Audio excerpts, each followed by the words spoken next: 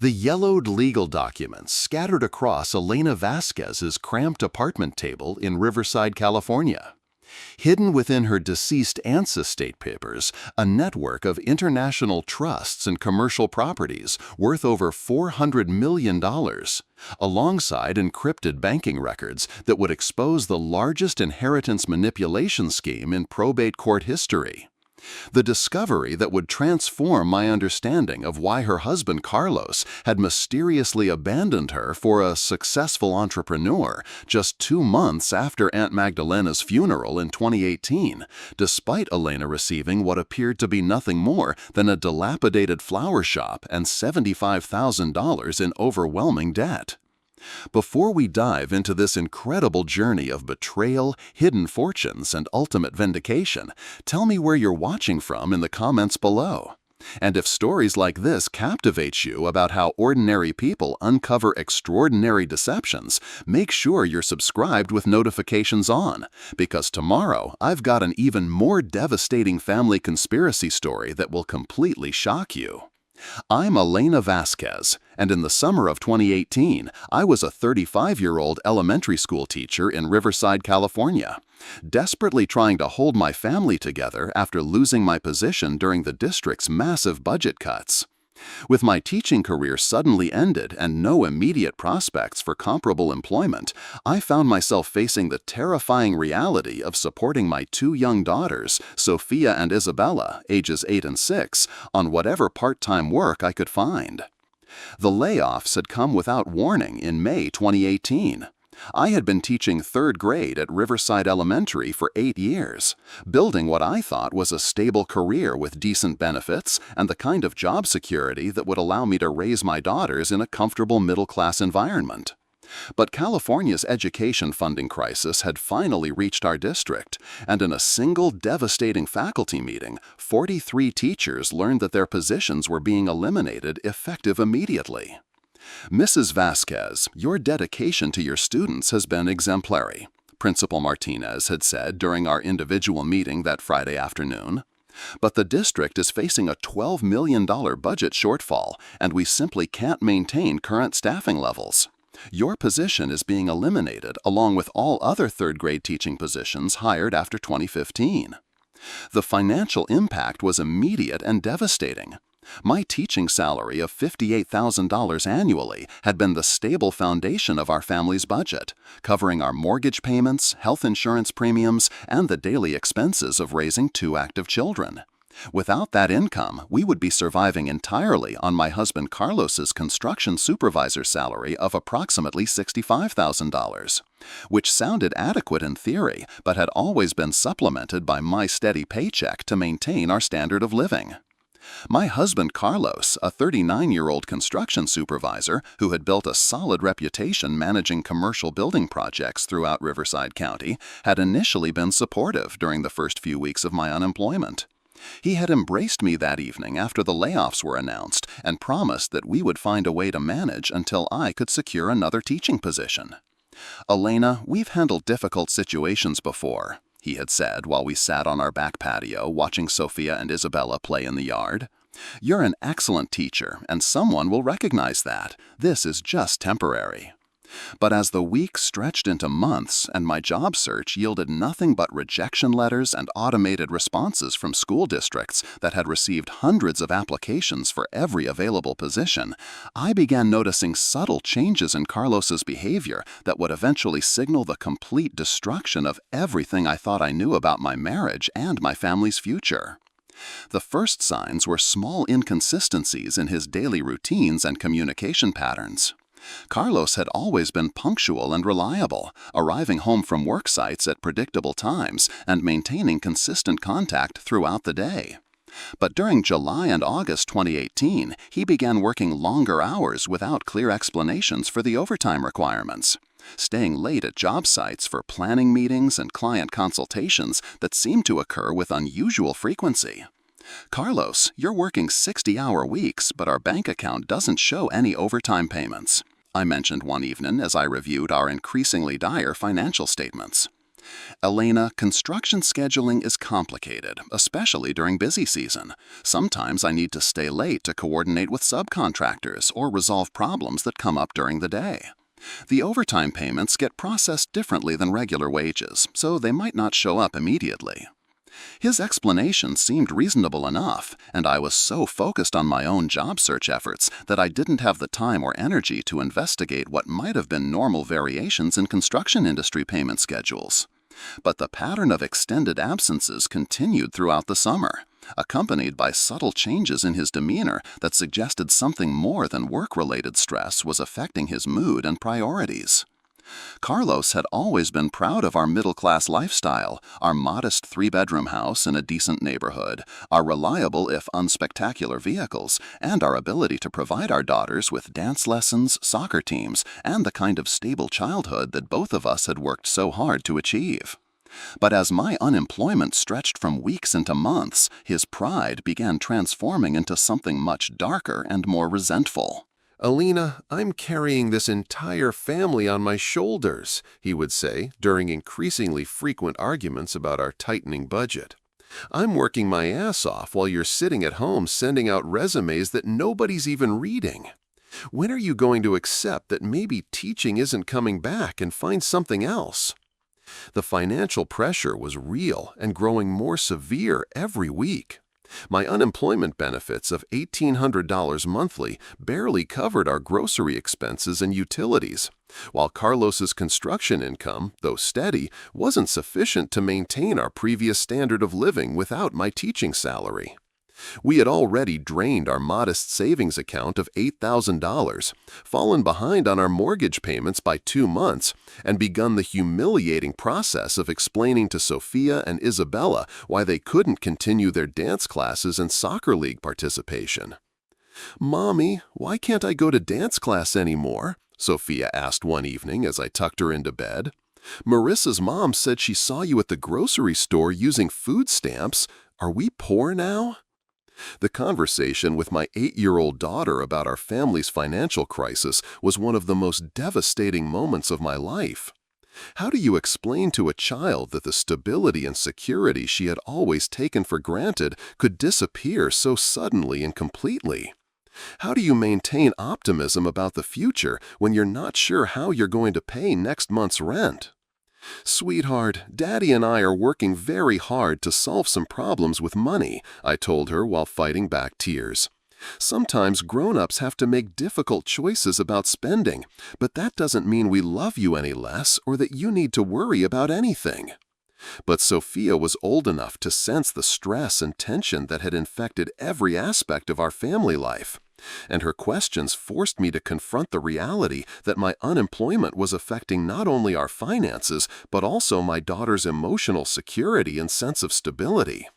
The guilt and shame of failing to provide for my children began consuming my thoughts and undermining my confidence in ways that made the job search process even more difficult and discouraging.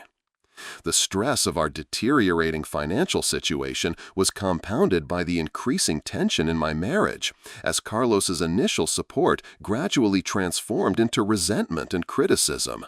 He began making comments about my unrealistic expectations regarding teaching positions and my refusal to consider alternatives that might provide immediate income even if they didn't match my educational background and career experience. "Elena, you have a college degree and 8 years of work experience. Why are you only applying for teaching positions when there are other jobs available that could help our family right now? Pride isn't going to pay our mortgage." "Carlos, I spent 4 years in college and 8 years building experience in education because that's my career. I can't just abandon everything I've worked for and take a minimum wage job at Target because we're going through a temporary financial crisis." "Temporary? Elena, it's been 4 months and you haven't even gotten a single interview. How long are you planning to wait before you accept reality about the job market?" These arguments became increasingly frequent and hostile throughout August 2018, with Carlos expressing frustration not only about our financial situation, but also about what he perceived as my stubbornness and unwillingness to adapt to changed circumstances.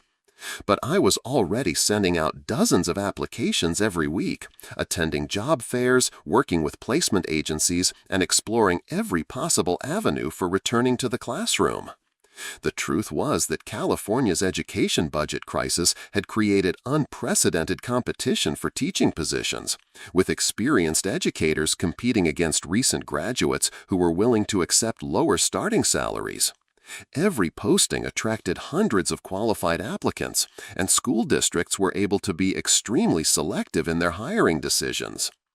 But Carlos's growing impatience with my job search was accompanied by other behavioral changes that I initially attributed to work stress, but that eventually revealed themselves as symptoms of something much more disturbing and calculating than simple financial pressure. He began receiving phone calls at odd hours from people he claimed were work contacts. But when I asked about the nature of these conversations, his responses were vague and defensive in ways that seemed disproportionate to normal business relationships. "Carlos, who keeps calling you at 9 o'clock at night?" I asked one evening after his phone had rung twice during dinner. "It's just some people from other construction companies asking about upcoming projects. Elena, why are you questioning every phone call I receive? Don't you think I'm under enough pressure already with you acting suspicious about work contacts?" His defensiveness about these late evening calls struck me as unusual, particularly since Carlos had always been open about his work relationships and had frequently discussed his professional contacts in detail during our conversations about potential career opportunities and industry developments. But I was already struggling with so many overwhelming problems that I didn't have the emotional energy to investigate what might have been nothing more than my own paranoia and insecurity about our deteriorating marriage. The calls continued throughout August and into early September, often involving whispered conversations that Carlos conducted in the garage or backyard, where I couldn't overhear the details of his discussions.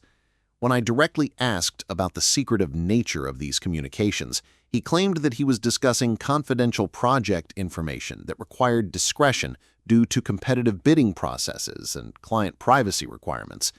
But the financial stress, as overwhelming as it was, turned out to be only the surface layer of problems that were about to completely reshape my understanding of who my husband really was and what our marriage had actually meant to him. The deeper truth would reveal itself through a series of events that began with a phone call I received on a Tuesday morning in August 2018, just as I was preparing another round of job applications for substitute teaching positions throughout Riverside County. "Mrs. Vasquez, this is Patricia Mendoza from Mendoza & Associates Law Firm in Santa Ana. I'm calling about your aunt, Magdalena Herrera. I'm afraid I have some difficult news to share with you." Aunt Magdalena had been my father's older sister, a woman who had never married and had spent her entire adult life operating a small flower shop called Flores de Esperanza in a declining commercial district of Santa Ana.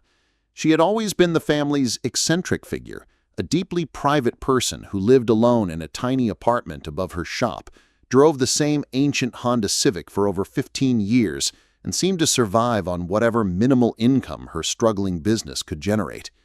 My relationship with Aunt Magdalena had been complicated and distant throughout my adult life. She had attended my wedding to Carlos in 2008 and had sent modest birthday gifts to Sofia and Isabella over the years, usually consisting of handmade cards with $20 bills tucked inside, but she had never been the kind of relative who maintained regular contact or played an active role in our family's day-to-day life. She had always seemed uncomfortable with large family gatherings, preferring to limit her interactions to brief phone calls on holidays and occasional visits that rarely lasted more than an hour. "Your aunt passed away yesterday morning from a massive stroke. She had apparently been found in her apartment by the building's landlord when she failed to open the flower shop at her usual time. The paramedics determined that she had died sometime during the night. The news of Aunt Magdalena's death was shocking, but I had assumed that her passing would have minimal impact on our family beyond the emotional loss and the responsibility of arranging her funeral. She had always lived so modestly and privately that I couldn't imagine her estate involving anything more complicated than disposing of her personal belongings and closing her struggling business. Mrs. Vasquez, your aunt named you as the primary beneficiary in her will. However, I need to explain that the inheritance comes with some significant complications that we need to discuss in person. When would you be available to come to our office to review the estate documents?" The meeting at Mendoza and Associates 3 days later delivered what felt like the final devastating blow to my already crumbling life. Carlos had insisted on accompanying me to the appointment, claiming that he wanted to provide moral support during what he expected to be a simple administrative process involving my aunt's personal effects and the closure of her flower shop. "Mrs. Vasquez, your aunt's business carried substantial debts that you'll now be responsible for as the new owner.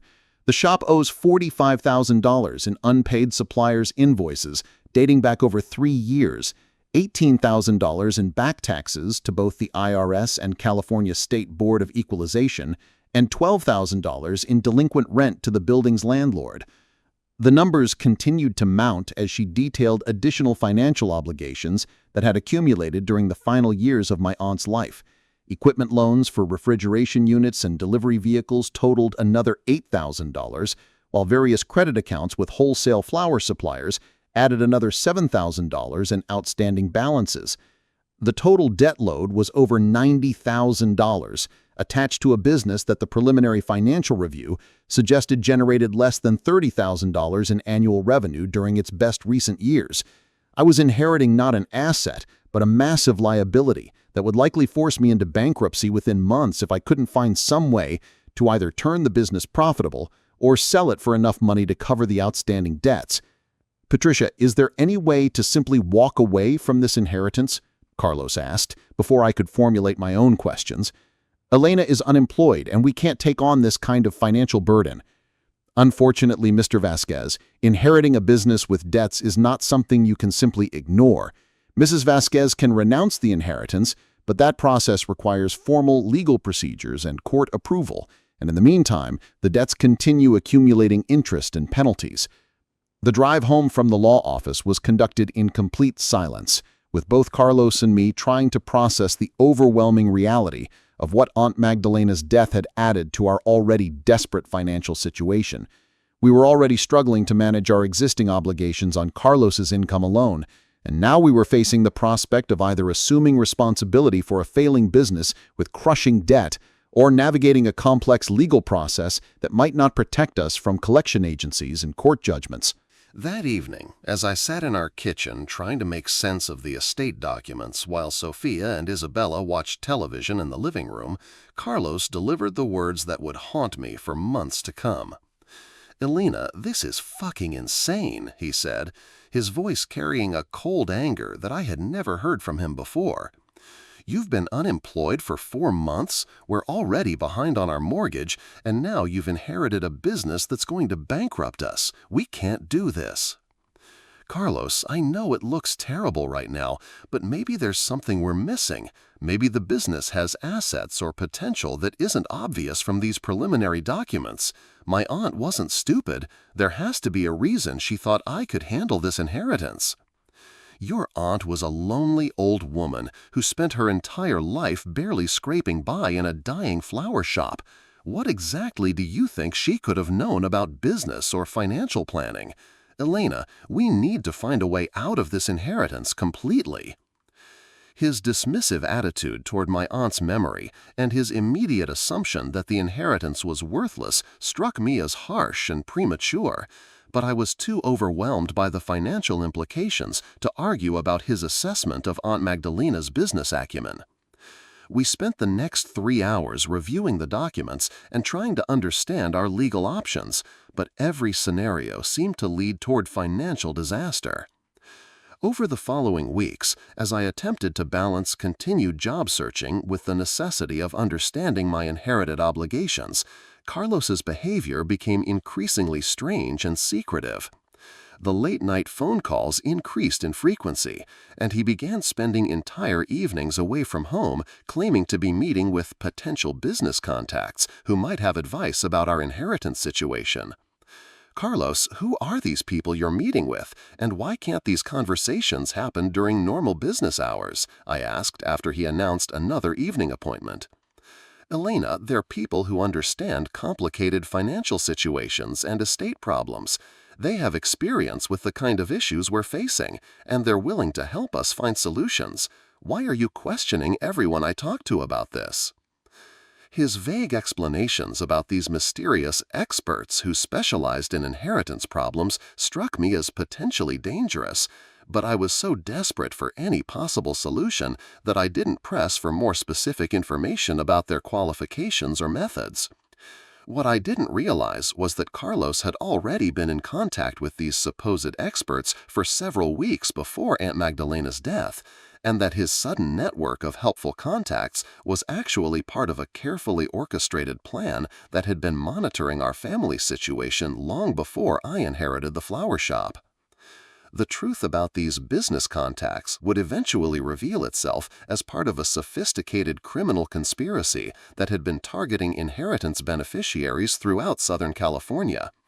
But during those initial weeks of struggling with overwhelming debt and complex legal obligations, I had no way of understanding that my husband's eagerness to find expert help was actually evidence of his participation in a scheme designed to defraud me of assets that I didn't even know existed. As September 2018 progressed and I faced the reality of either assuming full responsibility for Flores de Esperanza or finding some way to liquidate the business quickly enough to minimize our debt exposure, Carlos's mood swings and secretive behavior reached levels that made normal family life virtually impossible. He would disappear for hours at a time without explanation, return home in unexpectedly good moods that seemed inconsistent with our family's dire financial situation, and make cryptic comments about opportunities and new directions that he refused to explain in detail. "Elena, I've been thinking about our situation, and maybe there are options we haven't considered," he said one evening while I was reviewing the flower shop's supplier invoices for the 20th time. "What if someone else could take over the inheritance? What if there was a way to transfer the business to somebody who actually knows how to handle this kind of problem?" "Carlos, you can't just transfer an inheritance to a random person. The legal process doesn't work that way. If we want to get out of this situation, we need to either make the business profitable or sell it legitimately through proper channels." "But what if there were people who specialize in exactly this kind of situation? People who understand complicated estates and debt restructuring? Maybe we should be talking to professionals instead of trying to figure this out ourselves." His suggestions about professionals and specialists who could somehow solve our inheritance problem through methods that weren't available through normal legal and financial channels struck me as potentially fraudulent, but I was so desperate for any possible relief from our mounting obligations that I agreed to consider whatever options he might be able to research. What I didn't understand was that Carlos's sudden expertise regarding inheritance transfer options was based on detailed instructions he had been receiving from his mysterious contacts, and that his confidence about finding solutions to our supposedly impossible situation was actually evidence that he already knew the flower shop's true value and was participating in a plan to steal it from me through psychological manipulation and legal fraud. The final devastating blow to our marriage came in early October 2018, just 7 weeks after I had learned about Aunt Magdalena's problematic inheritance. Carlos announced that he was leaving me, but his explanation for the timing and circumstances of his decision revealed levels of cruelty and calculation that I had never suspected him capable of. "Elena, I can't do this anymore," he said while I was bathing Sofia and Isabella before bedtime. "I can't watch you destroy our family's financial future by taking on debts that you have no ability to handle. I've met someone who understands business and financial planning in ways that you obviously don't." The words hit me like a physical blow. My husband was abandoning our family during the worst crisis we had ever faced, and he was justifying his betrayal by blaming me for inheriting obligations that were beyond my control. "Carlos, you're leaving me and our daughters because I inherited my aunt's debts? How does abandoning your family solve any financial problems?" "Elena, I'm not abandoning anyone. I'm trying to protect our daughters from the consequences of your poor decisions. Victoria has shown me possibilities for financial security that you're too stubborn to consider. Victoria Mendez, it turned out, was not simply one of Carlos's construction industry contacts. She was a 42-year-old entrepreneur who owned several commercial properties throughout Orange County and who had been systematically cultivating a relationship with my husband while presenting herself as someone who could provide him with business opportunities and financial stability that our failing marriage could no longer offer. Carlos, you're having an affair with someone named Victoria, and you're trying to justify it by claiming that she offers better financial prospects than your wife and children? Elena, it's not an affair when your marriage was already over because of your refusal to face reality about your inheritance situation. Victoria understands investment and business development in ways that could actually benefit everyone, including Sofia and Isabella. The conversation continued for another hour, with Carlos explaining that Victoria had been advising him about our inheritance problems and had offered solutions that I had been too emotional and irrational to consider properly. According to his version of events, my insistence on trying to salvage Aunt Magdalena's flower shop had been evidence of my inability to make sound financial decisions, while Victoria's expertise in commercial real estate and business restructuring represented our family's best hope for avoiding bankruptcy. Elena, Victoria has connections with people who specialize in exactly the kind of problems we're facing. She knows investors and business consultants who could take over your aunt's debts and turn the flower shop into a profitable operation. But you've been so convinced that you need to handle everything yourself that you've refused to consider professional help. The divorce papers were filed within 2 weeks of Carlos's announcement that he was leaving. Victoria Mendez had not only provided him with emotional and financial support during his difficult transition, but she had also connected him with a family law attorney named Robert Castellanos, who specialized in complex asset protection cases and who seemed remarkably well informed about the details of Aunt Magdalena's estate, despite having no apparent connection to the probate proceedings. Mrs. Vasquez, Castellanos explained during our first meeting, your husband is seeking a division of marital assets that protects him from liability for deaths associated with your inheritance. Since the flower shop represents a significant financial burden that was acquired after your marriage, he wants to ensure that his responsibility for these obligations is clearly limited. The legal maneuvering was swift and comprehensive. Within 30 days, Carlos had not only filed for divorce, but had also initiated procedures that would transfer his share of our house to my name, along with complete responsibility for all debts associated with Flores de Esperanza. On paper, the arrangement seemed to protect him from the financial consequences of my inheritance while leaving me with full ownership of both assets and liabilities.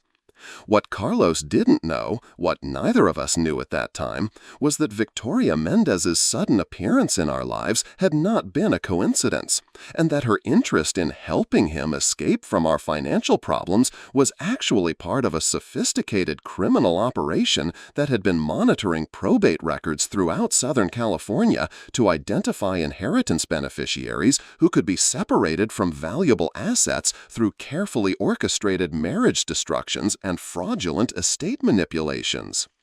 The flower shop that appeared to be worth less than its debts was actually the key to accessing a business empire worth over $400 million that Aunt Magdalena had spent decades building and concealing through international trusts, offshore investment accounts, and legal structures so complex that even experienced probate attorneys had failed to identify their existence during the preliminary estate review.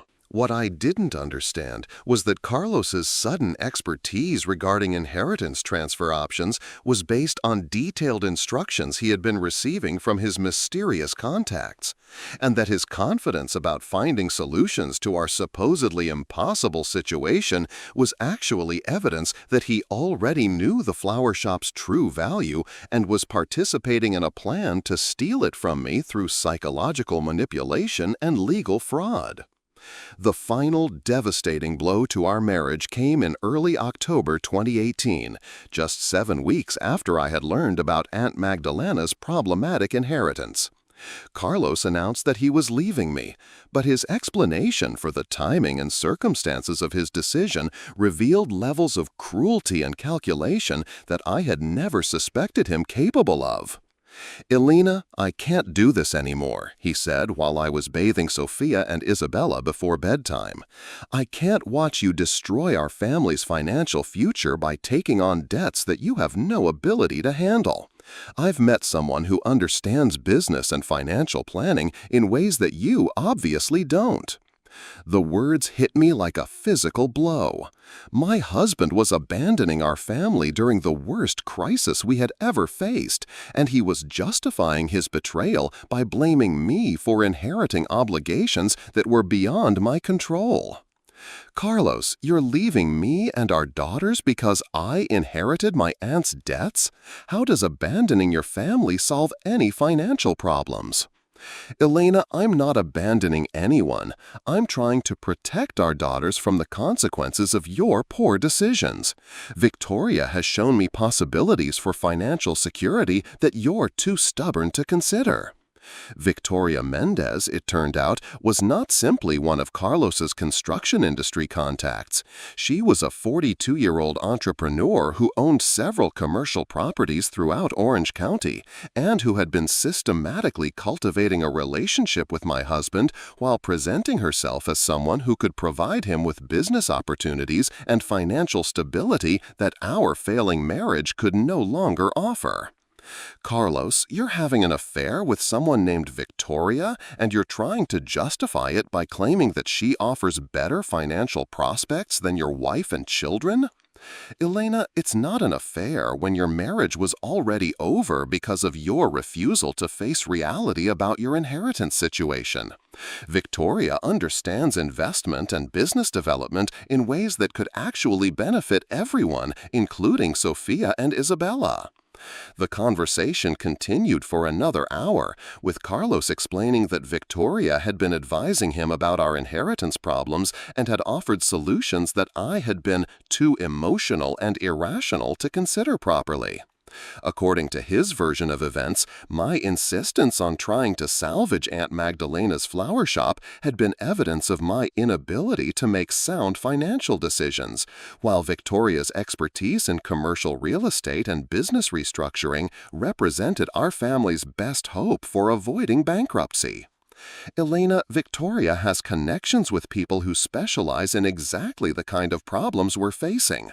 She knows investors and business consultants who could take over your aunt's debts and turn the flower shop into a profitable operation. But you've been so convinced that you need to handle everything yourself that you've refused to consider professional help." The divorce papers were filed within 2 weeks of Carlos's announcement that he was leaving. Victoria Mendez had not only provided him with emotional and financial support during his difficult transition, but she had also connected him with a family law attorney named Robert Castellanos, who specialized in complex asset protection cases, and who seemed remarkably well informed about the details of Aunt Magdalena's estate despite having no apparent connection to the probate proceedings. "Mrs. Vasquez," Castellanos explained during our first meeting, "your husband is seeking a division of marital assets that protects him from liability for debts associated with your inheritance. Since the flower shop represents a significant financial burden that was acquired after your marriage, he wants to make sure that his responsibility for these obligations is clearly limited." The legal maneuvering was swift and comprehensive. Within 30 days, Carlos had not only filed for divorce, but had also initiated procedures that would transfer his share of our house to my name, along with complete responsibility for all debts associated with Flores de Esperanza. On paper, the arrangement seemed to protect him from the financial consequences of my inheritance while leaving me with full ownership of both assets and liabilities. What Carlos didn't know, what neither of us knew at that time, was that Victoria Mendez's sudden appearance in our lives had not been a coincidence, and that her interest in helping him escape from our financial problems was actually part of a sophisticated criminal operation that had been monitoring probate records throughout Southern California to identify inheritance beneficiaries who could be separated from valuable assets through carefully orchestrated marriage destructions and fraudulent estate manipulations.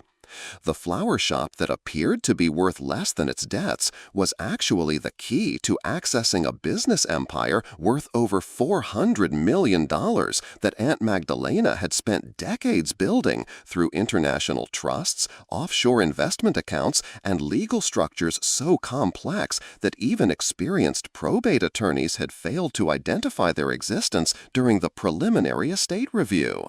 But as I sat alone in my apartment in November 2018, facing the prospect of single motherhood, potential bankruptcy, and the complete collapse of everything I had thought I understood about my marriage and my family's future, I had no idea that my aunt's modest flower shop contained hidden safes, encrypted computer files, and detailed instructions for accessing financial assets that would make Victoria Mendez's successful business empire look like a weekend garage sale.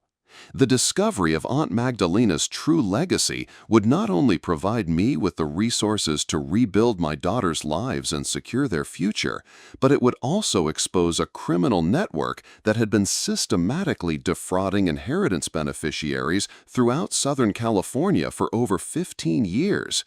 With Victoria Mendez and her associates targeting dozens of families who had lost loved ones and were too overwhelmed by grief and financial pressure to recognize that their supposedly worthless inheritances were actually keys to fortunes that criminals were stealing through elaborate psychological manipulation and legal fraud. The first month of operating Flores de Esperanza as a single mother felt like drowning in slow motion. December 2018 brought the reality of trying to manage a failing business while caring for Sofia and Isabella, who were struggling to understand why Daddy had moved out and why Mommy spent every evening surrounded by incomprehensible paperwork and calculator displays showing numbers that made her cry.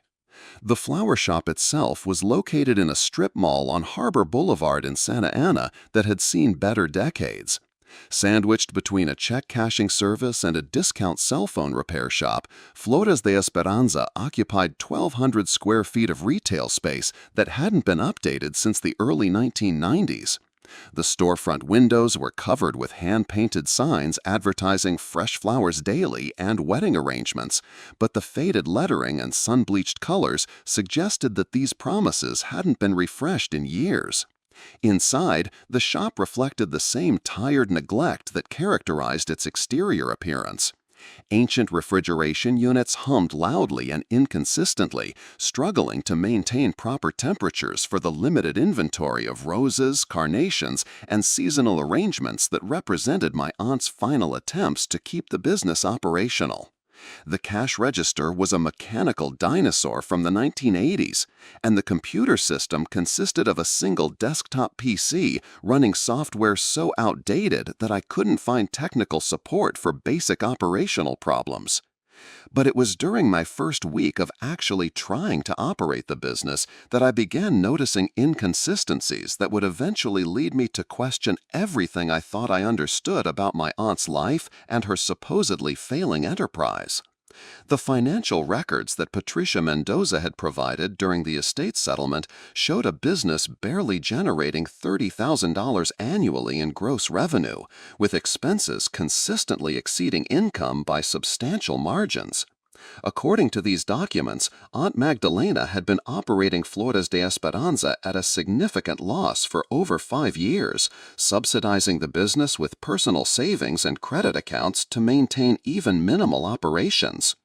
But when I began reviewing the shop's supplier relationships and inventory management systems, the numbers didn't align with what I was observing in the day-to-day operations. The wholesale flower suppliers who delivered fresh inventory twice weekly were providing quantities and varieties of flowers that seemed inconsistent with a business generating such minimal revenue. "Mrs. Vasquez," said Miguel Santos from Pacific Coast Flower Distribution during his first delivery after I had assumed ownership, "your aunt always ordered premium roses and exotic orchids that most small shops can't afford to stock. She had customers who specifically requested high-end arrangements that we usually only supply to luxury hotels and expensive wedding planners." This information contradicted everything I had been told about the shop's customer base and revenue streams. According to the financial records, Flores de Esperanza served primarily walk-in customers purchasing small arrangements for routine occasions with average transaction values of less than $25. But Miguel's comments suggested that Aunt Magdalena had been catering to a clientele with much more sophisticated tastes and substantially larger budgets. "Miguel, do you have records showing what my aunt typically ordered and how much she was spending monthly on inventory?" "Mrs. Vasquez, your aunt was one of our most consistent customers. She typically ordered between $8,000 and $12,000 worth of premium flowers every month, all paid in cash on delivery. We were surprised when the orders stopped after her death because she had been so reliable for over 15 years. The math was impossible. If Aunt Magdalena was purchasing $10,000 monthly in wholesale flowers, she would need to generate at least $25,000 in retail sales just to cover inventory costs, and the financial records showed the entire business grossing less than $30,000 annually. Either the supplier records were wrong, or the financial documents provided by the estate attorney were completely inaccurate. I spent the next 3 days conducting a comprehensive inventory of the shop's physical assets, trying to reconcile the discrepancies between the official financial records and the evidence of much more substantial operations that I was discovering throughout the facility. What I found challenged not only my understanding of the business's actual scope, but also raised questions about my aunt's true financial situation and the accuracy of the estate documentation. The refrigeration units, which appeared ancient and barely functional from casual observation, were actually high-end commercial systems that had been disguised with outdated exterior panels and deliberately damaged cosmetic elements. When I examined the equipment more closely, I discovered that the cooling systems were state-of-the-art units capable of maintaining precise temperature and humidity controls for extremely valuable and delicate flower varieties. The computer system, which seemed to consist of a single, outdated desktop, was actually connected to a sophisticated network infrastructure that I discovered when investigating persistent internet connectivity problems. Hidden behind false panels in the back office, I found servers, backup systems, and communication equipment that seemed far beyond the needs of a small neighborhood flower shop. Most intriguingly, I discovered that the shop's floor plan didn't match the lease documents or the building's architectural records.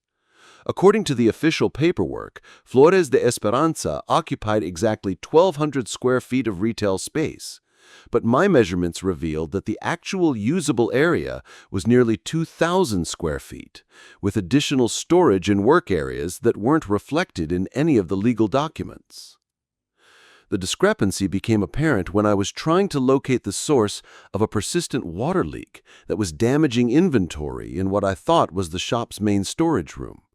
While investigating the plumbing behind a wall-mounted shelving unit, I discovered that the shelf system was actually a concealed door that provided access to an additional work area that had been completely hidden from casual observation.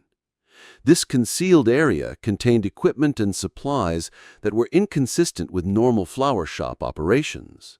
Professional-grade photography equipment, including lighting systems and backdrop materials, suggested that my aunt had been conducting some type of documentation or catalog work that wasn't reflected in any of the business records. Computer equipment in this hidden area included high-capacity storage devices and multiple backup systems that seemed designed to preserve large amounts of digital information. But the most puzzling discovery in the concealed work area was a collection of filing cabinets containing thousands of documents that had nothing to do with flower sales or routine business operations. The files contained correspondence with lawyers, accountants, and financial advisors throughout California, along with detailed records of real estate transactions, investment account statements, and business incorporation documents for companies that I had never heard of, but that appeared to be connected to my aunt's activities. One filing cabinet contained nothing but correspondence with international banks and offshore financial services companies, including account statements and transaction records showing movement of hundreds of thousands of dollars through accounts in the Cayman Islands, Switzerland, and Luxembourg. The sophistication of these financial arrangements was completely inconsistent with operating a struggling neighborhood flower shop. "Elena, what the hell is all this stuff?" I asked myself, while reviewing bank statements showing wire transfers of $50,000 and $75,000 between accounts with cryptic numerical designations and no obvious connection to flower sales or any other business activity that made sense in the context of my aunt's supposed financial situation. The international banking records were accompanied by legal documents in multiple languages, including incorporation papers for businesses registered in jurisdictions that I had never heard of, and contractual agreements involving parties whose names didn't appear in any of the domestic business records. The complexity of these arrangements suggested involvement with legal and financial experts whose services would cost far more than a failing flower shop could afford.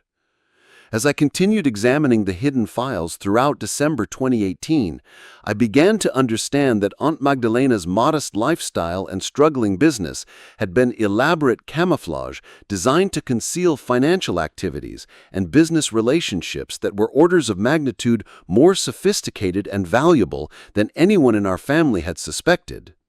But the most disturbing discovery in the concealed office area was evidence that my aunt had been under surveillance for years before her death, and that her elaborate concealment efforts had been motivated by genuine concerns about threats to her safety and the security of assets that she had been protecting through methods that were far beyond my understanding. A locked desk drawer, which I eventually opened using keys that I found hidden inside the shop's ancient cash register, contained surveillance reports and security assessments that documented systematic monitoring of the flower shop and my aunt's daily activities by unknown parties who had apparently been investigating her operations for several years. The surveillance reports were professionally prepared documents that included detailed observations about my aunt's routines, her business relationships, and her financial activities, along with assessments of security vulnerabilities and recommendations for asset recovery operations that sounded more like planning documents for criminal activities than legitimate business investigations. Subject maintains consistent daily routines that provide multiple opportunities for approach and assessment, read one report dated 6 months before my aunt's death. Business operations appear minimal, but surveillance indicates significant off-site activities and financial transactions that suggest hidden assets substantially exceeding apparent business revenue. These surveillance reports were accompanied by photographs of my aunt, the flower shop, and even our family, including pictures of me, Carlos, Sofia, and Isabella that had been taken without our knowledge during family gatherings and public outings. The photographs were annotated with identifying information and assessments of our potential value as leverage points for influencing my aunt's behavior and accessing whatever assets the surveillance team believed she was concealing. The most chilling document in the surveillance file was a detailed assessment of our family's financial vulnerabilities and personal circumstances, including information about Carlos's construction work, my teaching career, and even Sofia and Isabella's school activities and friendships. The report concluded with recommendations for psychological pressure campaigns that could be used to force my aunt into cooperation if direct approaches proved unsuccessful. Family unit experiencing increasing financial stress due to subject's niece's unemployment and accumulated debt obligations, the report noted. Recommend monitoring inheritance expectations and implementing relationship destabilization protocols if subject proves uncooperative regarding asset disclosure requirements. The language was clinical and professional, but the implications were terrifying. My aunt had been targeted by people who possessed resources and capabilities that enabled comprehensive surveillance and detailed analysis of our family's private circumstances, and they had been planning operations designed to manipulate our personal relationships and financial security to achieve their objectives regarding whatever assets they believed she was hiding. But the surveillance documents also revealed that my aunt had been aware of these threats and had been implementing countermeasures designed to protect both her concealed assets and our family from the people who had been monitoring her activities. The same desk drawer contained detailed security procedures and emergency protocols that she had developed to prevent unauthorized access to her financial arrangements and to ensure that her true legacy would eventually reach me despite attempts by hostile parties to intercept it. Elena read a handwritten letter that I found sealed in an envelope marked with my name. If you are reading this, it means that I am dead and that you have been smart enough to look beyond the obvious limitations of the flower shop to discover the truth about what I have been protecting for you and your daughters. The letter was dated just 3 weeks before her death, suggesting that Aunt Magdalena had been aware that her time was running out and that the surveillance she had been experiencing was escalating toward more direct action. The business records that the lawyers will show you are completely false. I have been operating Flores de Esperanza as a front to conceal financial activities and asset management responsibilities that I inherited from your grandfather, who died before you were born. The people who have been watching me are the same people who killed your grandfather when they discovered that he had been protecting assets that they believed belonged to them. The letter continued for 3 pages, providing basic explanations for the concealment systems she had developed and preliminary instructions for accessing the true scope of her business empire. But it also contained warnings about the dangers that I would face if the surveillance team discovered that I had found the hidden information. Elena, the people who killed me, and they did kill me, regardless of what the death certificate says, have been systematically targeting families throughout California who inherited assets that were hidden during various historical crises. They have resources and capabilities that include corrupt officials within law enforcement and legal systems, so you cannot trust normal channels for protection or assistance. The letter concluded with specific instructions for accessing additional information that had been hidden throughout the flower shop, along with contact information for people who could provide assistance if I found myself in danger from the same criminals who had been threatening her. But Aunt Magdalena's most urgent warning concerned the people who had been monitoring our family's circumstances and who would likely attempt to manipulate my personal relationships and financial situation to gain access to the inheritance she had been protecting.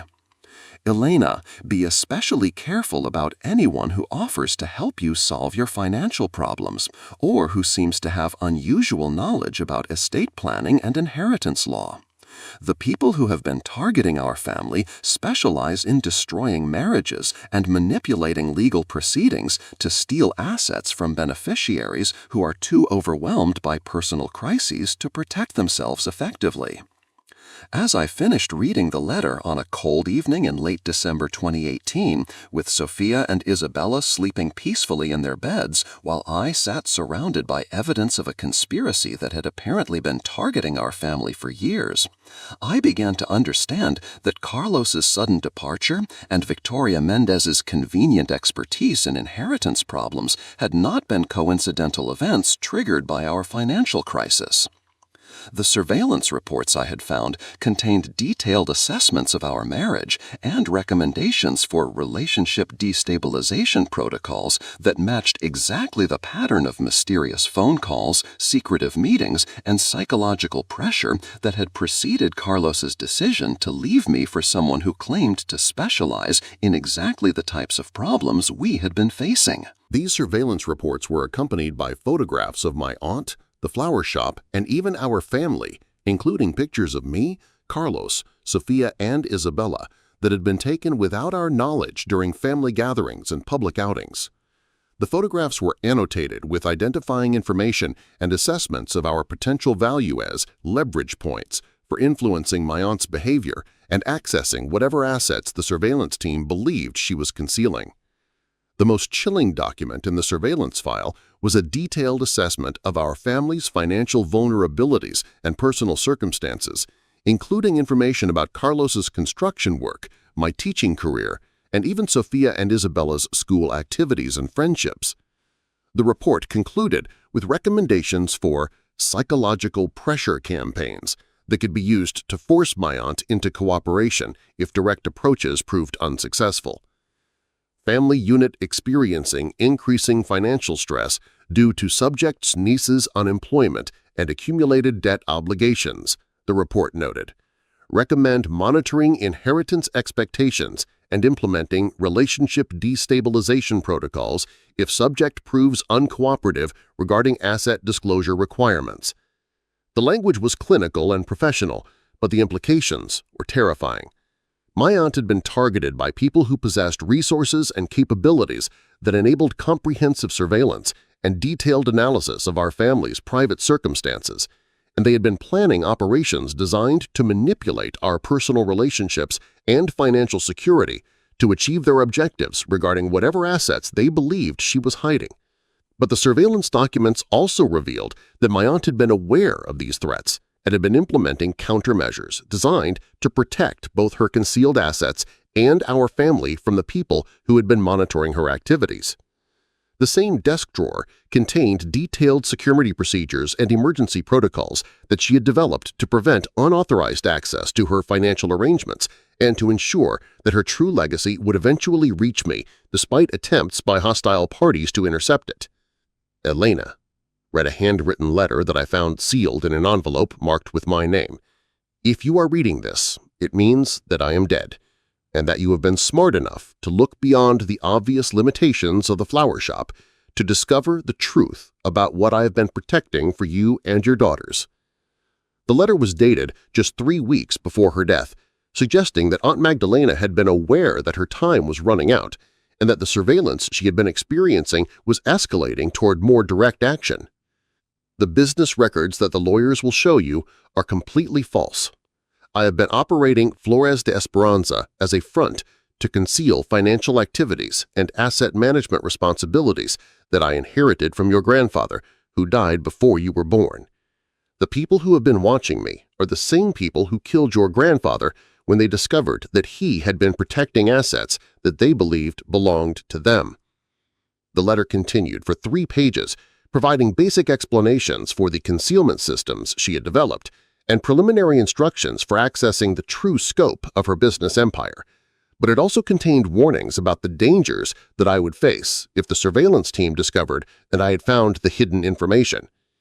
Elena, the people who killed me, and they did kill me regardless of what the death certificate says, have been systematically targeting families throughout California who inherited assets that were hidden during various historical crises. They have resources and capabilities that include corrupt officials within law enforcement and legal systems, so you cannot trust normal channels for protection or assistance. The letter concluded with specific instructions to accessing additional information that had been hidden throughout the flower shop, along with contact information for people who could provide assistance if I found myself in danger from the same criminals who had been threatening her. But Aunt Magdalena's most urgent warning concerned the people who had been monitoring our family's circumstances and who would likely attempt to manipulate my personal relationships and financial situation to gain access to the inheritance she had been protecting. Elena, Be especially careful about anyone who offers you help solve your financial problems or who seems to have unusual knowledge about estate planning and inheritance law. The people who have been targeting our family specialize in destroying marriages and manipulating legal proceedings to steal assets from beneficiaries who are too overwhelmed by personal crises to protect themselves effectively. As I finished reading the letter on a cold evening in late December 2018, with Sofia and Isabella sleeping peacefully in their beds, while I sat surrounded by evidence of a conspiracy that apparently had been targeting our family for years, I began to understand that Carlos's sudden departure and Victoria Mendez's convenient expertise in inheritance problems had not been coincidental events triggered by our financial crisis. The surveillance reports I had found contained detailed assessments of our marriage and recommendations for relationship destabilization protocols that matched exactly the pattern of mysterious phone calls, secretive meetings, and psychological pressure that had preceded Carlos's decision to leave me for someone who claimed to specialize in solving exactly the types of problems we had been facing. My husband hadn't simply fallen in love with another woman during a period of marital stress. He had been recruited by criminals who had been monitoring our family as part of a systematic plan to separate me from an inheritance that was worth far more than the failing flower shop that everyone believed represented my aunt's entire legacy. The realization that Carlos's betrayal had been orchestrated by the same people who had killed my aunt transformed my understanding of everything that had happened to our family during the previous 6 months. His mysterious phone calls, his secretive meetings, and his sudden expertise about inheritance law weren't symptoms of marital breakdown triggered by financial stress. They were evidence that he had been collaborating with criminals who had been planning to steal assets that I didn't even know existed. But Aunt Magdalena's letter also provided me with the first concrete hope that I had experienced since learning about the flower shop's crushing debts.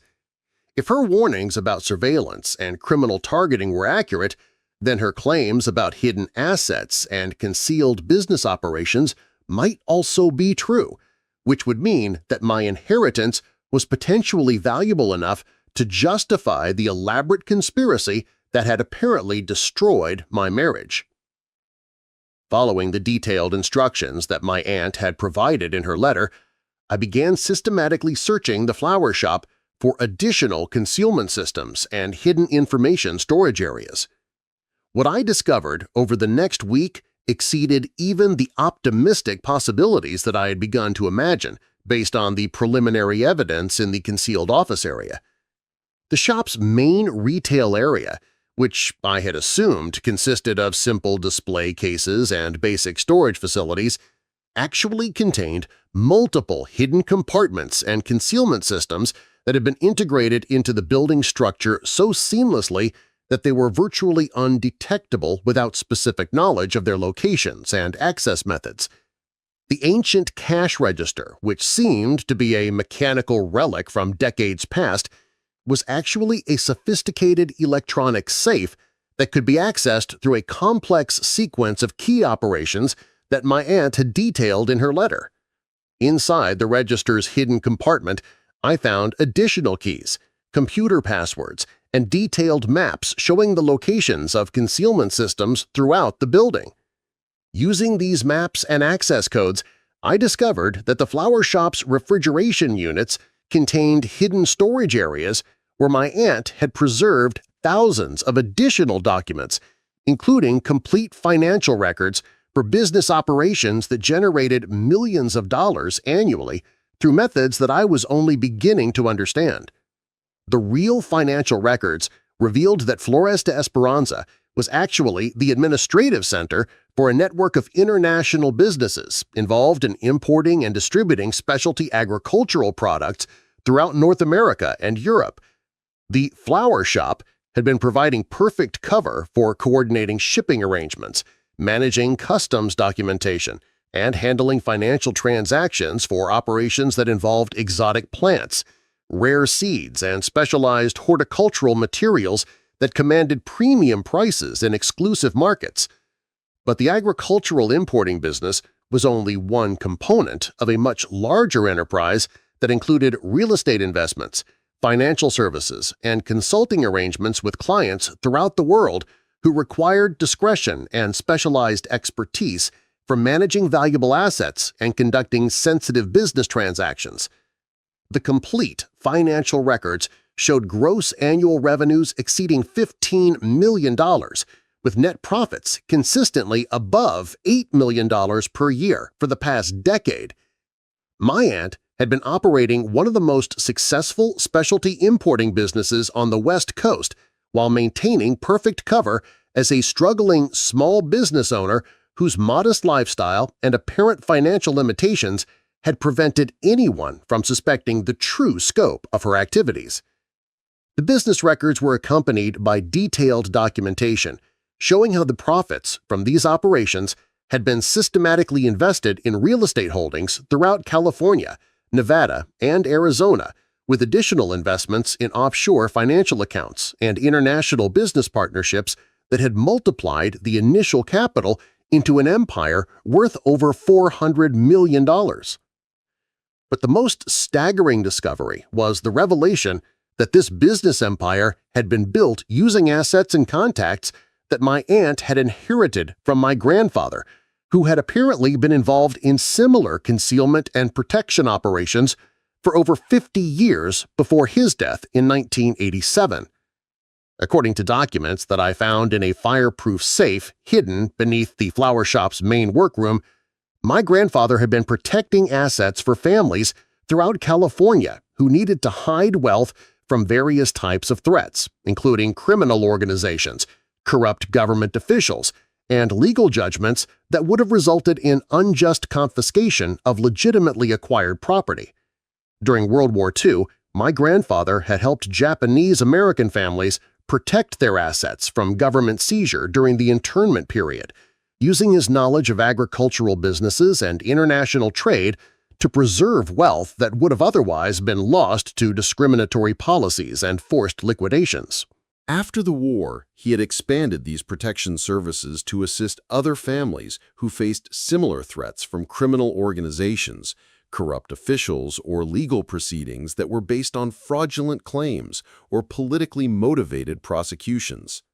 Over decades, he had developed sophisticated networks of legitimate businesses, international contacts, and financial arrangements that could preserve assets even when families faced extreme pressure to surrender their wealth to hostile parties. My aunt had inherited not only my grandfather's business empire, but also his responsibility for protecting assets that belonged to dozens of families who had entrusted him with preserving their wealth during various crises. The $400 million that was now legally mine included not only the profits from my aunt's own business operations, but also fiduciary responsibilities for managing assets that belonged to other families who were depending on the continuation of the protection services that my grandfather had established. The scope of these responsibilities was documented in detailed client files that contained agreements and trust arrangements dating back over 40 years involving families throughout the western United States who had placed assets under my grandfather's protection and who were expecting these arrangements to continue indefinitely through family succession. Elena, my aunt had written in a second letter that I found with the complete business records, "You are now responsible not only for your own family's financial security, but also for protecting assets that belong to over 60 families who trusted your grandfather and me to preserve their wealth through methods that government agencies and criminal organizations have been trying to penetrate for decades."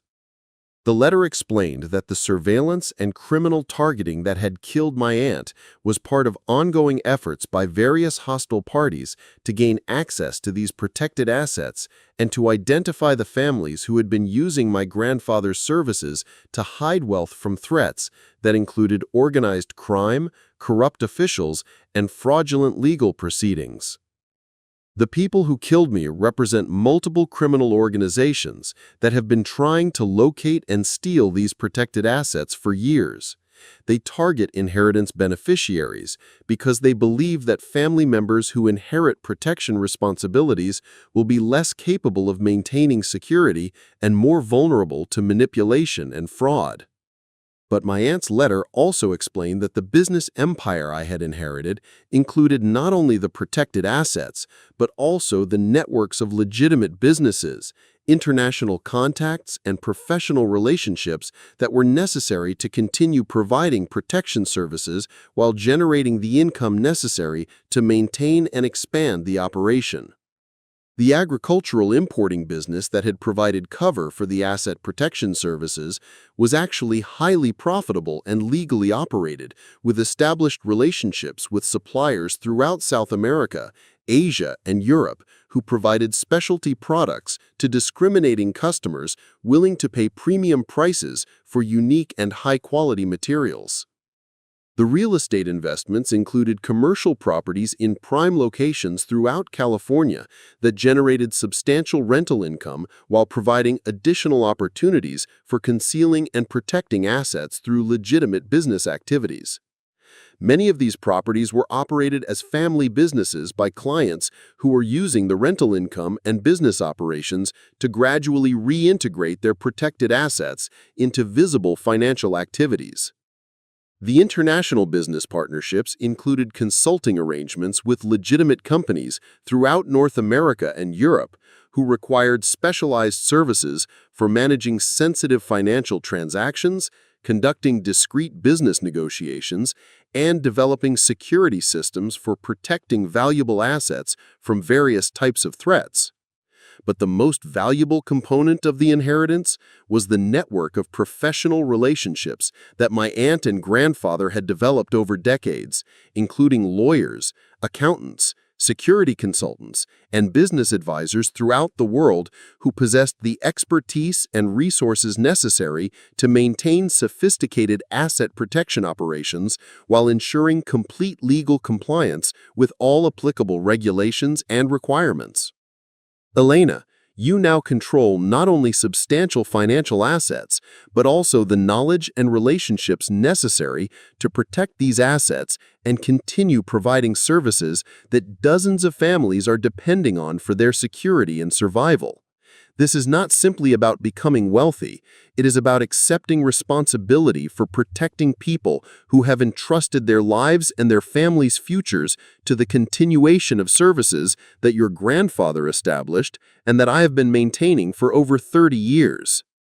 The letter concluded with detailed instructions for accessing additional resources and support systems that would enable me to assume these responsibilities effectively, including secure communication methods for contacting client families and professional advisors, along with security protocols for protecting myself and my daughters from the criminal organizations that would likely escalate their targeting efforts once they discovered that the asset protection services were continuing under new management. But my aunt's most urgent warning concerned the immediate dangers that I would face from the criminals who had been monitoring my family and who had recruited Carlos as part of their plan to gain access to the inheritance through manipulation and legal fraud.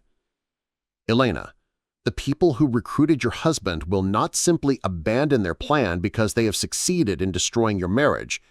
They will continue implementing operations designed to force you into surrendering control of the assets through bankruptcy proceedings, fraudulent legal claims, or direct criminal intimidation. You must assume that everything you do and everyone you contact is being monitored by people who possess sophisticated surveillance capabilities and extensive corruption within law enforcement and legal systems. As I sat in a flower shop's back office at 3 o'clock in the morning on New Year's Eve 2018, surrounded by evidence of a business empire that had transformed me from a desperate single mother into one of the wealthiest women in California, I began to understand that my aunt's death and my husband's betrayal had not been the end of our family's crisis, but rather the beginning of a much larger and more dangerous struggle. The criminals who had killed my aunt and recruited Carlos were still actively pursuing their plan to steal the assets that I had inherited, and they possessed resources and capabilities that included corruption within government agencies, systematic surveillance of target families, and willingness to commit murder to achieve their objectives. But I also now controlled financial resources and professional relationships that provided me with options for fighting back against enemies who had assumed that a grieving widow with no business experience would be easy prey for their sophisticated criminal operations. The $400 million inheritance included not only liquid assets and profitable businesses, but also access to security consultants, legal experts, and international networks that had been protecting families from similar threats for over 50 years. My grandfather and aunt had anticipated that their successors would face criminal targeting and had developed comprehensive countermeasures and support systems designed to enable continuation of their mission even under extreme hostile pressure. The battle for control of my inheritance was about to escalate beyond simple marriage destruction and legal manipulation into a sophisticated intelligence war between criminal organizations seeking to steal assets worth hundreds of millions of dollars and protection networks that had been safeguarding family wealth through multiple generations of political crises, economic disasters, and criminal targeting campaigns. But as I locked the flower shop's back doors and drove home to my daughters on the first day of 2019, I understood that I was no longer the helpless victim of circumstances beyond my control. I was now the inheritor of resources and responsibilities that would enable me not only to protect Sofia and Isabella's future, but also to ensure that the criminals who had destroyed so many families would finally face consequences for decades of theft, murder, and systematic exploitation of people who had been trying to protect their loved ones from exactly the kinds of predators who had targeted our family. The modest flower shop that had seemed like a financial disaster just 1 month earlier was actually the command center for one of the most sophisticated asset protection operations in North America, and I was now responsible for using these resources to continue my aunt's mission, while ensuring that Carlos, Victoria Mendez, and their criminal associates would discover that they had made a fatal error in judgment about who they were targeting and what they were trying to steal. The systematic examination of Aunt Magdalena's complete business records during the first weeks of January 2019 revealed the true scope of the criminal conspiracy that had targeted our family and exposed the sophisticated methods that my grandfather and aunt had developed to protect assets for dozens of families throughout the western United States. Working primarily during late evening hours after Sofia and Isabella had gone to bed, I began implementing the detailed procedures that my aunt had outlined for accessing and cataloging the complete documentation of her business empire and asset protection operations. The process required not only understanding complex financial arrangements and international business relationships, but also learning security protocols designed to prevent hostile surveillance from detecting my activities or gaining access to sensitive client information. The first major discovery came when I accessed the encrypted computer files that contained complete financial records for the agricultural importing business that had provided cover for the asset protection services. These records revealed that Flores de Esperanza had been the administrative center for operations that generated over $15 million annually through legitimate importing and distribution of specialty horticultural products to exclusive markets throughout North America and Europe. The importing business had been established in 1987, the same year my grandfather died, suggesting that my aunt had inherited not only existing client relationships and protected assets, but also operational businesses that were generating substantial profits while providing perfect cover for more sensitive financial activities. The sophistication of these operations exceeded anything I had imagined possible for someone who had appeared to be struggling to maintain a small neighborhood flower shop. The agricultural products being imported included rare orchids, exotic flowering plants, and specialized seeds that commanded premium prices from collectors, researchers, and commercial growers who required materials that were not available through conventional suppliers. Many of these products were sourced from suppliers in Colombia, Ecuador, Thailand, and Malaysia through business relationships that had been developed over decades and that provided access to materials that were extremely valuable but required extensive expertise and established trust relationships to obtain.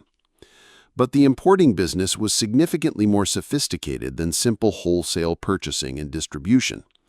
The complete records revealed that my aunt had been providing comprehensive consulting services to clients throughout the specialty horticultural industry, including assistance with customs documentation, transportation logistics, and regulatory compliance for importing materials that required specialized handling and extensive government approvals.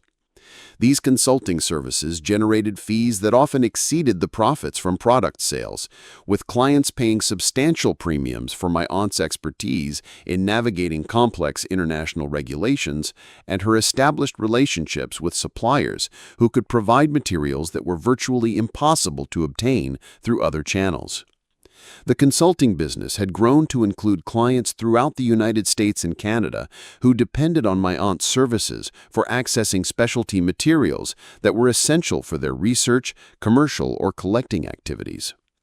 The financial records showed that the importing and consulting operations had generated consistent profits exceeding $8 million annually for over 15 years, with these profits being systematically invested in real estate holdings, offshore financial accounts, and additional business partnerships that had multiplied the initial capital into the $400 million empire that I had inherited.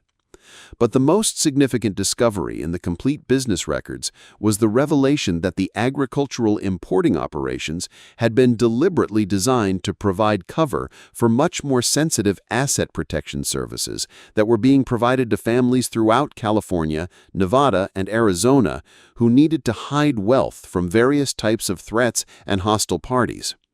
The asset protection services had originated during World War II when my grandfather had assisted Japanese-American families in concealing assets that would have otherwise been seized during the internment period. Using his knowledge of agricultural businesses and international trade relationships, he had developed methods for preserving wealth through legitimate business activities that could continue operating even when families were facing extreme government pressure or discriminatory legal proceedings. Over decades, my grandfather had refined these protection methods into sophisticated systems that could preserve assets even under extreme hostile pressure while maintaining complete legal compliance with all applicable regulations. The client files contained detailed documentation of protection arrangements involving over 60 families whose assets were being managed through the network of businesses, real estate holdings, and international financial accounts that my aunt had been operating. These arrangements included not only simple asset concealment, but also active wealth management services that were generating investment returns and business profits that exceeded what most families could achieve through conventional financial advisors and investment strategies. Many of the client families had been using my grandfather's protection services for multiple generations, with original arrangements established during the 1940s and 1950s being continued by children and grandchildren who had inherited both protected assets and ongoing relationships with the protection network. The sophistication of these multi-generational arrangements included trust structures, business partnerships, and legal agreements that could preserve wealth through political crises, economic disasters, and criminal targeting that would destroy conventional financial arrangements. But the client files also revealed that many of these families had been systematically targeted by the same criminal organizations that had killed my aunt, with protection services being essential for survival rather than simple financial planning. Several client families had experienced direct threats, kidnapping attempts, and murder campaigns by criminals who had been attempting to disclose asset locations and access to protected wealth.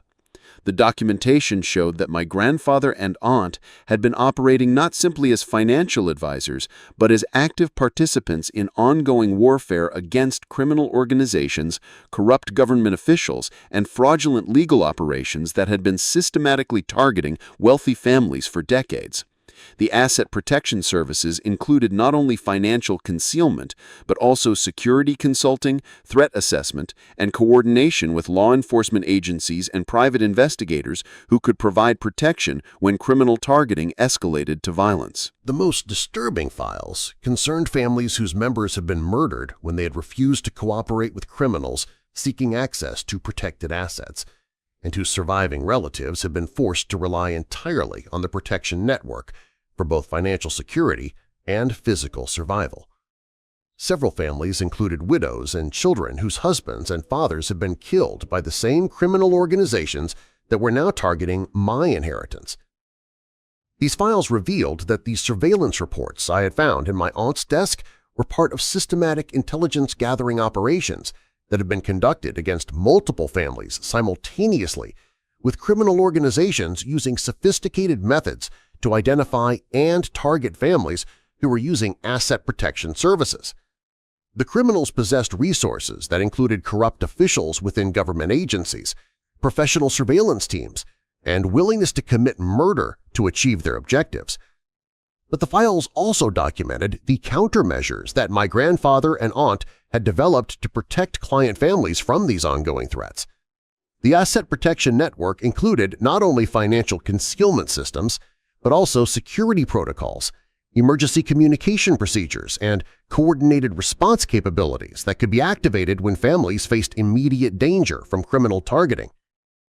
The security systems included arrangements with private investigators, security consultants, and specialized law enforcement personnel who could provide protection and assistance when normal legal channels were compromised by corruption or intimidation.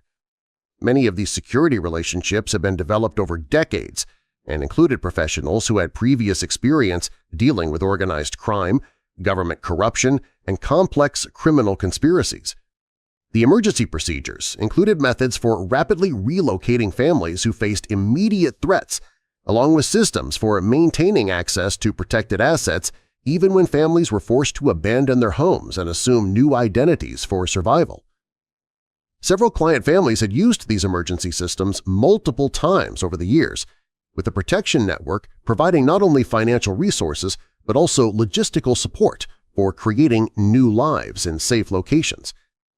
But the most sophisticated component of the protection network was the intelligence gathering and threat assessment capabilities that enabled early detection of criminal targeting and proactive implementation of countermeasures before families faced immediate violence.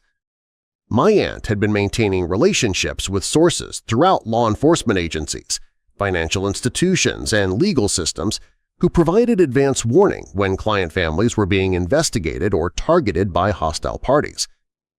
These intelligence capabilities had enabled the protection network to anticipate and counter many criminal operations before they could succeed, but the files revealed that criminal organizations had been adapting their methods and developing more sophisticated approaches that were becoming increasingly difficult to detect and counter. The surveillance reports that had led to my aunt's murder were part of a new approach that involved systematic monitoring of inheritance processes and deliberate manipulation of family relationships to gain access to protected assets through legal proceedings rather than direct criminal violence. The criminals had discovered that targeting inheritance beneficiaries was more effective than attempting to force cooperation from original asset owners who had decades of experience dealing with threats and security procedures. The files documented similar targeting operations against other client families, with criminal organizations successfully stealing protected assets by manipulating divorce proceedings, bankruptcy cases, and estate settlements involving family members who were unaware of the true value of their inheritances and unprepared to defend themselves against sophisticated fraud operations. Several families had lost substantial assets when criminal organizations had recruited spouses, business partners, or legal advisors who had gained access to sensitive information and used their positions to manipulate legal proceedings and financial transactions. The methods being used against these families were identical to the operations that had targeted my marriage through Carlos's recruitment and Victoria Mendez's expertise in inheritance manipulation. But the finals also documented that my aunt had been developing enhanced countermeasures specifically designed to protect inheritance beneficiaries from these new forms of criminal targeting. The procedures I had been following to access and secure the business records were part of comprehensive protocols that had been designed to enable family successors to assume protection responsibilities while defending themselves against the sophisticated fraud operations that criminals were using to steal inherited assets. The enhanced security procedures included methods for detecting surveillance and infiltration attempts, along with protocols for implementing defensive measures that could prevent criminals from gaining access to sensitive information or manipulating legal proceedings.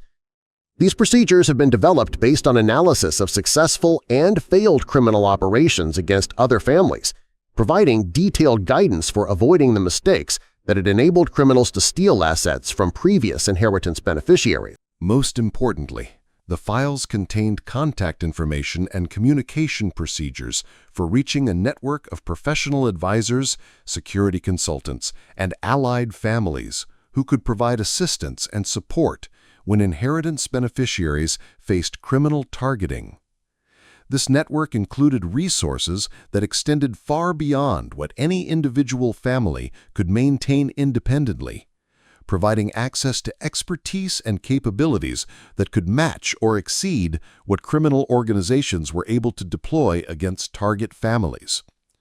The professional network included lawyers who specialized in asset protection and criminal defense, financial advisors with experience managing concealed assets under hostile conditions, security consultants with backgrounds in intelligence operations and organized crime investigation, and private investigators who possessed capabilities for conducting counter-surveillance and gathering intelligence about criminal operations.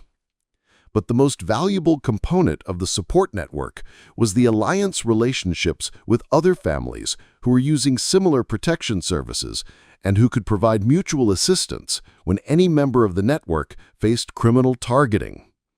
These alliances had been developed over decades and included families throughout North America and Europe who possessed substantial resources and sophisticated security capabilities that could be coordinated for mutual defense against common enemies. The alliance documentation revealed that the criminal organizations targeting my inheritance were the same groups that had been systematically attacking other families throughout the western United States, with coordinated operations being conducted against multiple targets simultaneously. The criminals were not simply opportunistic thieves seeking individual scores, but rather organized enterprises that were conducting systematic campaigns to identify and steal assets that were being protected through services similar to what my grandfather and aunt had been providing. Understanding the scope and coordination of the criminal operations enabled me to recognize that my family's situation was not an isolated incident, but rather part of a much larger criminal campaign that was affecting dozens of families simultaneously. The intelligence and resources that the criminal organizations possessed were being deployed against multiple targets, but this also meant that their capabilities were distributed across numerous operations rather than being concentrated entirely against my inheritance. More importantly, the alliance relationships provided access to intelligence about criminal operations, methods, and personnel that could enable more effective defensive measures and potentially proactive countermeasures against the organizations that were targeting multiple families. The network had been gathering information about criminal operations for decades, developing comprehensive understanding of their methods, resources, and vulnerabilities that could be used to defend against their attacks and potentially destroy their operations entirely. The documentation revealed that several criminal organizations had been significantly damaged or destroyed through coordinated action by alliance families, with successful operations involving law enforcement cooperation, financial investigation, and strategic intelligence gathering that had resulted in prosecutions and asset recovery that exceeded what any individual family could have achieved independently. But the files also contained sobering assessments of the resources and capabilities that criminal organizations had been developing in response to successful defensive operations by protected families. The criminals had been recruiting corrupt officials within government agencies, developing more sophisticated surveillance and infiltration capabilities, and implementing operational security measures that made them increasingly difficult to detect and counter. The most recent intelligence assessments warned that criminal organizations were beginning to coordinate their operations more systematically, sharing intelligence about target families and combining resources for operations that required capabilities beyond what individual criminal groups could deploy independently. This coordination was enabling criminals to conduct more sophisticated operations while reducing their vulnerability to defensive countermeasures that had been successful against less organized criminal activities. As I completed my review of the complete business records and client files during the final weeks of January 2019, I understood that my inheritance included not only substantial financial assets, but also active participation in ongoing warfare against criminal organizations that possessed resources and capabilities that rivaled those of government agencies. The $400 million in assets that I had inherited were not simply passive investments that could be managed through conventional financial institutions, but rather operational resources that were essential for continuing protection services that dozens of families depended on for their survival. The business empire that my aunt had built was actually a sophisticated military operation disguised as legitimate commercial activities, with the agricultural importing business providing cover for intelligence gathering, security operations, and financial warfare against enemies that had been systematically targeting wealthy families for decades. But the complete documentation also revealed that the protection network possessed resources and capabilities that provided realistic opportunities not only for defending against criminal targeting, but also for taking offensive action that could destroy the organizations that were threatening our families. The alliance relationships, professional networks, and intelligence capabilities that I had inherited were sufficient to mount coordinated operations against criminal organizations that would exceed their ability to defend themselves or continue their targeting campaigns. The battle for control of my inheritance was actually part of a much larger war that had been continuing for decades, but the resources and relationships that I had inherited positioned me to play a decisive role in determining whether criminal organizations would succeed in their systematic campaign to steal assets from families throughout the western United States, or whether the protection network would finally gain the advantage necessary to destroy their enemies and secure permanent safety for the families who had been under attack for so many years. The coordinated operation to expose and destroy Victoria Mendez's criminal network began in February 2019 when I used the intelligence resources inherited from Aunt Magdalena to document the full scope of the inheritance fraud conspiracy and coordinate with law enforcement agencies that had been investigating similar crimes throughout Southern California. Working with the Alliance Network of Protected Families and their professional advisors, I discovered that Victoria Mendez had been operating under multiple identities while conducting systematic targeting of inheritance beneficiaries throughout the region.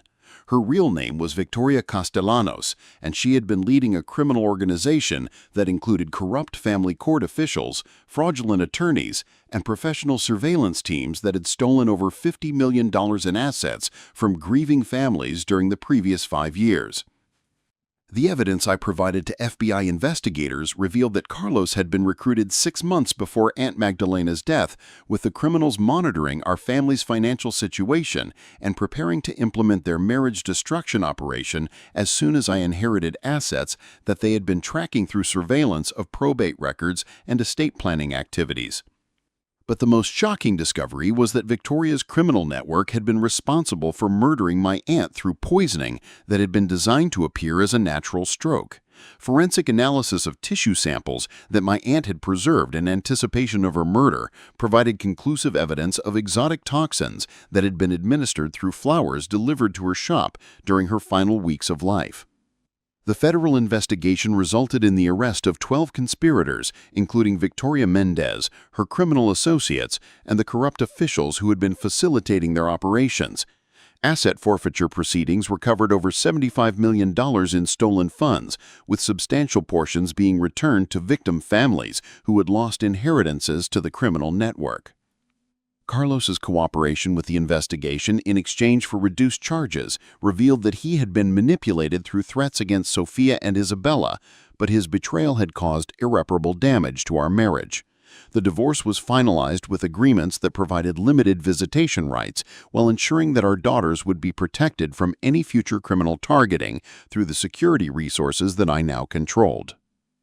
The transformation of my life from desperate single mother to coordinator of one of the most sophisticated asset protection networks in North America was completed when I established the Herrera Foundation, using the resources inherited from Aunt Magdalena to provide assistance and protection services to families facing criminal targeting and inheritance fraud. Sofia and Isabella, now understanding the truth about their family's legacy and their mother's responsibilities, began their own training in security protocols and financial management that would eventually enable them to continue the protection mission that their great-great-grandfather had established over 80 years earlier.